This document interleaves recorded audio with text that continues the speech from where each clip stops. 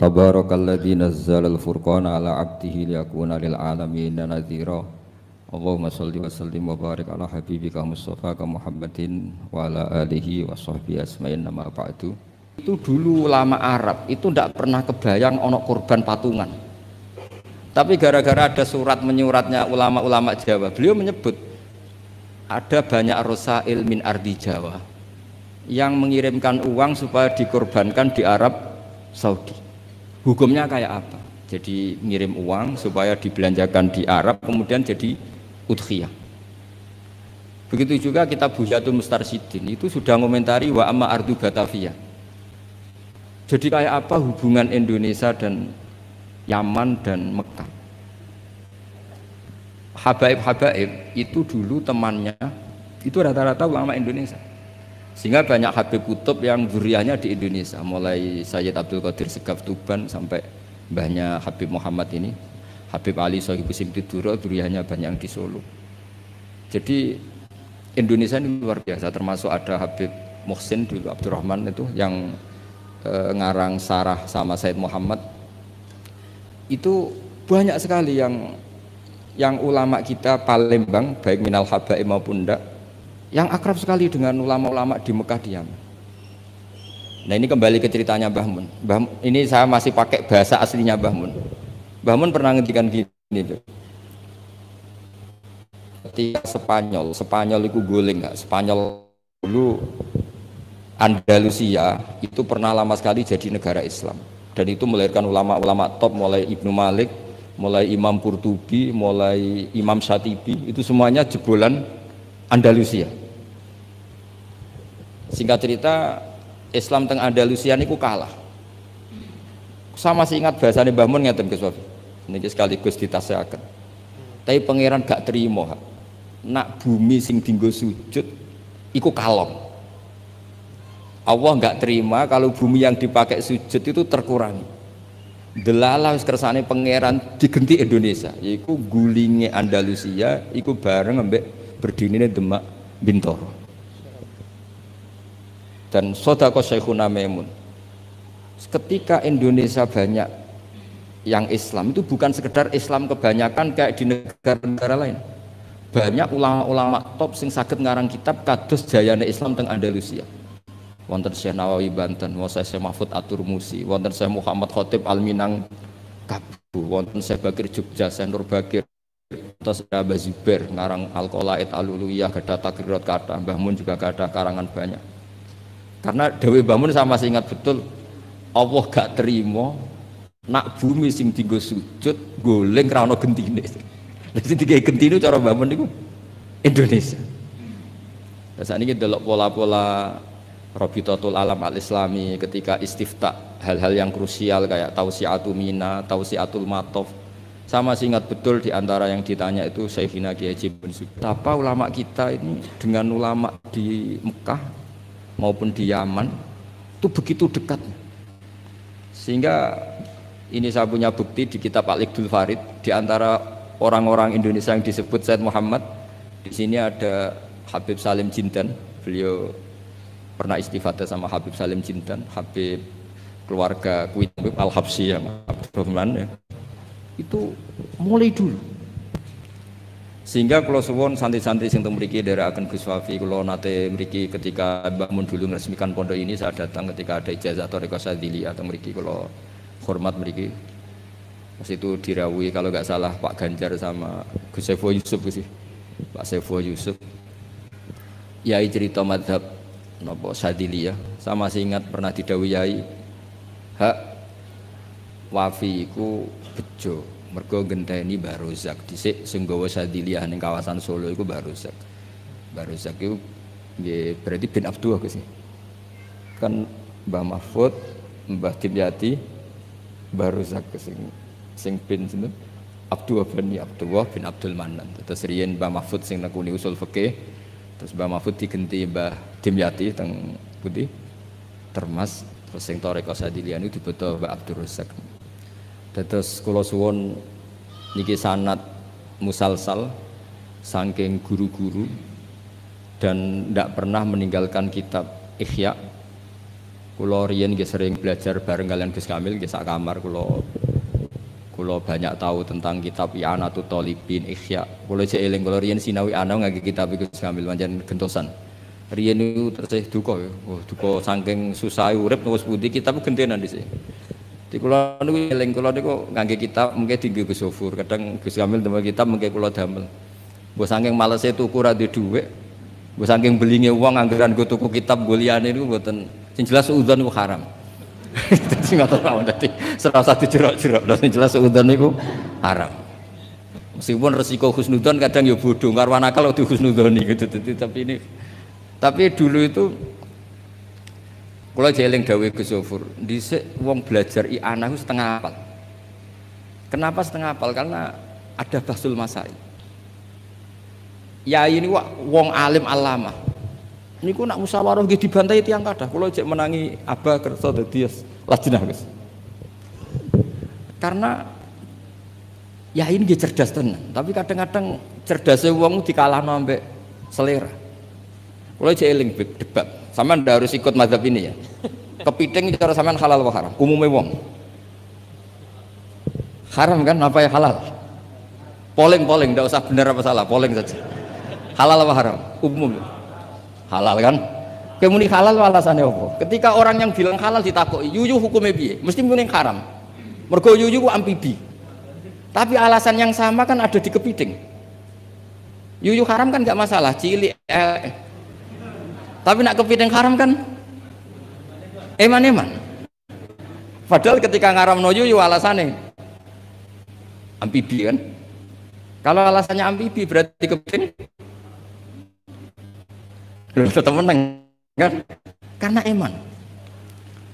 Nah singkat cerita gini Gus Habib, ketika debat saya masih ingat betul ya tentu yang bantah itu bukan anak sarang tapi delegasi dari yang lain, tapi gambar di mulut itu niku ya kepiting kirang setunggal walhasil saroton itu maknanya apa jawab ya saya masih ingat betul sampai tak ingat berasar lau suwirol kalbu bisalah sati arjulin akultum innahu ghairu kalbin.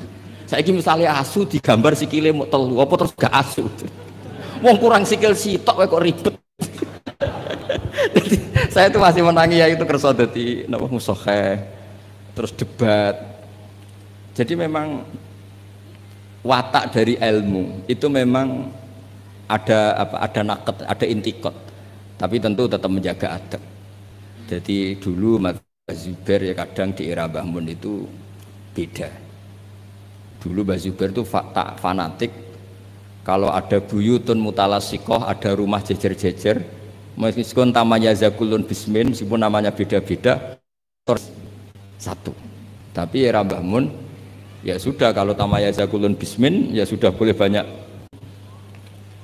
Makanya jenengan ampun kaget kalau suatu saat putrane yai fatwanya secara fikih beda dengan abahnya itu biasa.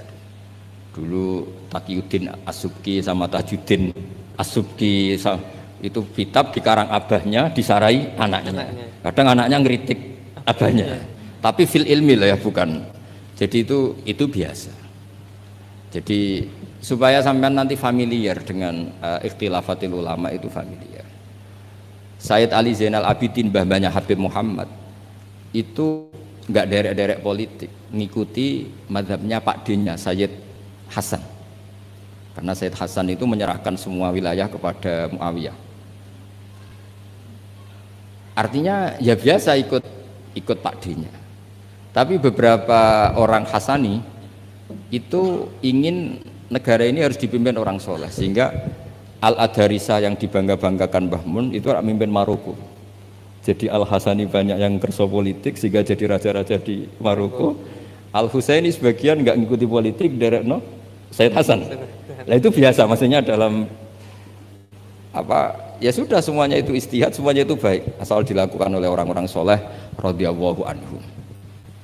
Di kula badhe tabarruk ngingat yai niki sekaligus kula ngenang betapa Mbah Mun kersane dituruti pangeran.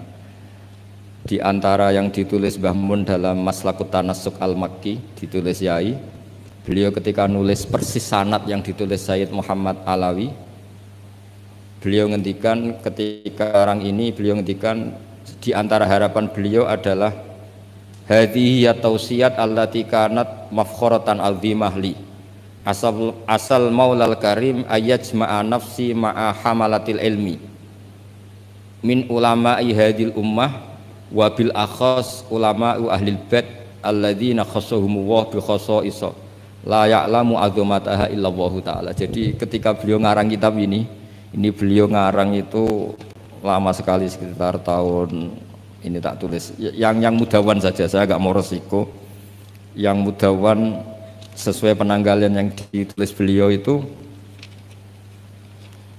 ini tak lama sekali beliau mengarang kitab ini. Itu beliau diantara harapan besarnya semoga nanti saya dipertemukan dengan hamalatil ilm wabil akhos ulama'u ahli labah. Dan ternyata betul beliau ditakdir wafat di Mekah, dan bukan sekedar di Ma'la, tapi Ma'la yang dekat Abuya Said Muhammad. Saya masih ingat didawi Said Ahmad, coro Jawane maknane nak sekedar ning Ma'la iku akeh. Tapi Mbah Mun itu di Ma'la yang dekat Sayyidah Khadijah. Ma'la itu kan luas sekali. Kalau Yai kan pas di sini Sayyidah Khadijah, agak di bawah ada keluarga besar Said Muhammad, ada Said Abbas, Said Alawi dan seterusnya. Sebelakangnya agak bawah Syekh Nawawi, terus samping agak selatan seperti ini, terus pokoknya agak itu bang.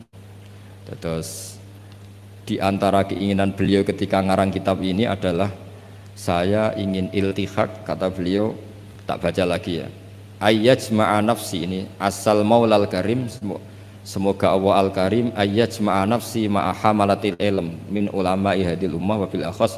Beliau ingin sama ulama ahlil bait alladzina khassahumullah bi khassa'isa la ya'lamu azamata illallah subhanahu wa ta'ala. Terus ini keinginan beliau. Kitab ini ditulis lama sekali.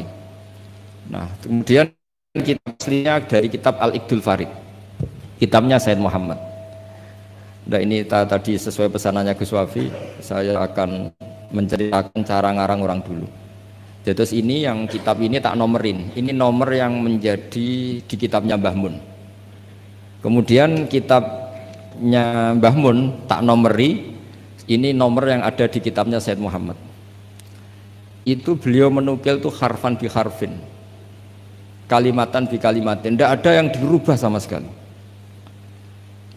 Nah, yang ini kemudian masalah bagi kita, karena kalau tradisi kita itu mutabi itu ikut guru.